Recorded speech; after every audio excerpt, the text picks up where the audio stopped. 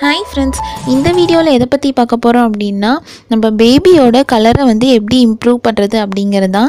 நிறைய அம்மாங்க ப்ரெக்னென்ட்டான இருக்க டைமில் இருந்தே வந்து பேபி கலரை வந்து எப்படி இம்ப்ரூவ் பண்ணுறது அப்படின்னு சொல்லி யோசிச்சுட்ருப்பாங்க. அதுக்கு நம்ம என்ன சாப்பிடணும், இதை என்ன சாப்பிட்டா பேபி வந்து கலராக பிறப்பாங்க அப்படின்னு சொல்லி யோசிச்சுட்ருப்பாங்க. அதுவும் நம்ம பேபியை நம்ம இமேஜின் பண்ணி பார்க்கும்போது கூட நம்ம ஃபேராக தான் இமேஜின் பண்ணி பார்ப்போம். நம்ம இமேஜின் பண்ணதை விட கொஞ்சம் கலர் கம்மியாக பிறந்துட்டா கூட உடனே அம்மாங்க யோசிக்கிறது how to improve baby colour அப்படின்னு தான். இந்த வீடியோவை மிஸ் பண்ணாமல் பாருங்கள். அதுக்கு முன்னாடி நம்ம சேனலை சப்ஸ்கிரைப் பண்ணலைன்னா சப்ஸ்கிரைப் பண்ணிக்கோங்க. சரி, ஓகே, வாங்க வீடியோக்கு போகலாம். ஃபஸ்ட்டு நான் சொல்ல நினைக்கிறது என்னென்னா, each and every baby in this world beautiful God's gift. எல்லா பேபியுமே வந்து பியூட்டிஃபுல் தான். கருப்பாக இருக்க பேபி அழகா இல்லை, ஒயிட்டாக இருக்க பேபி தான் அழகு, இப்படிலாம் எதுவுமே கிடையாது. எல்லா பேபியுமே காடோட கிஃப்ட்டு, பியூட்டிஃபுல் பேபிஸ் தான்.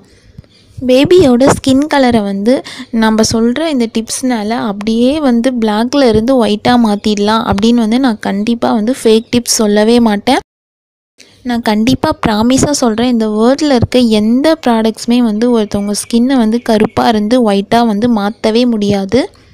பட் சம் ப்ராடக்ட்ஸை யூஸ் பண்ணி soft skin, healthy skin, smooth skin, இந்த மாதிரி பேபி ஸ்கின்னை வந்து ஒரு டோன் வந்து இன்க்ரீஸ் பண்ணலாம், அவ்வளோதானே தவிர பிளாக்காக இருக்க பேபியை வந்து ஒயிட்டாக மாற்றவே முடியாது.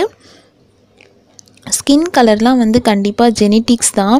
அது வந்து நம்ம பேபி கரு உருவாகும் போதே வந்து கலரு, ஹேரு, ஹைட்டு எல்லாமே வந்து உருவாகி இருக்கும். நம்ம பேரண்ட்ஸ் ஒயிட்டாக இருந்தால் பேபியும் ஒயிட்டாக இருப்பாங்க. சம்டைம்ஸ் பேரண்ட்ஸ் 2 பேருமே ஒயிட்டாக இருப்பாங்க, பட் பேபி பிளாக்காக இருப்பாங்க. அது வந்து அவங்க தாத்தா பாட்டி கலராக கூட இருக்கலாம். சம்டைம்ஸ் பேரண்ட்ஸ் கருப்பாக இருப்பாங்க, பட் பேபி ஒயிட்டாக இருக்கும்.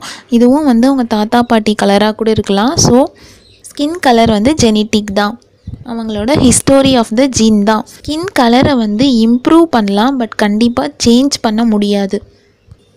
ஒரு 1-2 ஷேட்ஸ் வந்து ஸ்கின் டோனை வந்து இம்ப்ரூவ் பண்ணலாம், பட் பேபி ஸ்கின் வந்து கண்டிப்பாக வந்து ரொம்ப ஒயிட்டாலாம் மாறாது. ஸ்கின் டோனை வேணால் இம்ப்ரூவ் பண்ணலாம், கொஞ்சம் பேபி ஸ்கின் வந்து க்ளோவிங்காக இருக்கும்.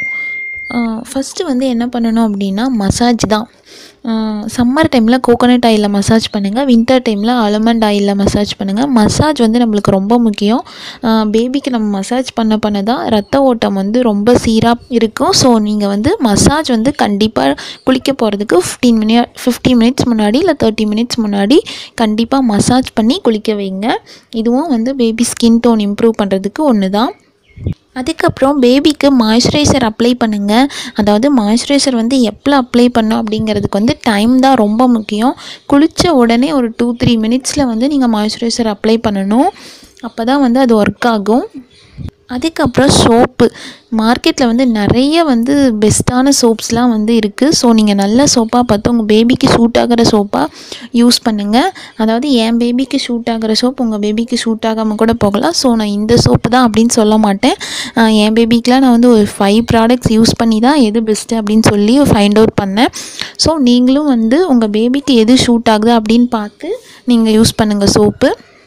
பேபி ஸ்கின் வந்து சென்சிட்டிவாக இருந்தால் ஸ்கின் டாக்டர் ரெக்கமெண்டட் பண்ணுற சோப்பு, லோஷன் இதெல்லாம் வந்து யூஸ் பண்ணுங்கள். பேபியை வெளியில் கூட்டிகிட்டு போனீங்க அப்படின்னா சன்ஸ்க்ரீன் அப்ளை பண்ணி கூட்டிகிட்டு போங்க. அதுவும் இல்லாமல் நீங்கள் வெயிலில் கூட்டிகிட்டு போனீங்க அப்படின்னா நீங்கள் பார்த்து இம்ப்ரூவ் பண்ண கலர்லாம் ஒரே நாளில் போயிடும். ஸோ நீங்கள் சன்ஸ்க்ரீன் கண்டிப்பாக அப்ளை பண்ணி வெயிலில் கூட்டிகிட்டு போங்க. ஃப்ரூட்ஸ்லாம் பேபிக்கு நிறைய வாங்கி கொடுங்க. கேரட்லாம் நிறைய சாப்பிட வைங்க, வெஜிடபிள்ஸ்லாம். மாதுளம்பழம் ஜூஸ் போட்டு கொடுங்க. இது இல்லாமல் ஹோம் ரெமெடிஸ் நிறைய இருக்குது. 1 டீஸ்பூன் கஸ்தூரி மஞ்சள் அப்புறம் பாலாடை, இது 2யும் கலந்து ஃபேஸில் அப்ளை பண்ணுங்கள்.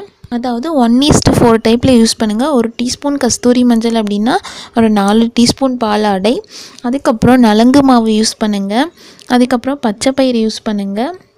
பச்சைப்பயிறு வந்து எப்படி யூஸ் பண்ணணும் அப்படின்னா, பச்சைப்பயிரை வந்து வெயிலில் காய வச்சுட்டு முட்டையோட வெள்ளையை ஆட் பண்ணி அரைச்சி அந்த பவுடரை வந்து ஃபேஸ்க்கு யூஸ் பண்ணிட்டு வாங்க.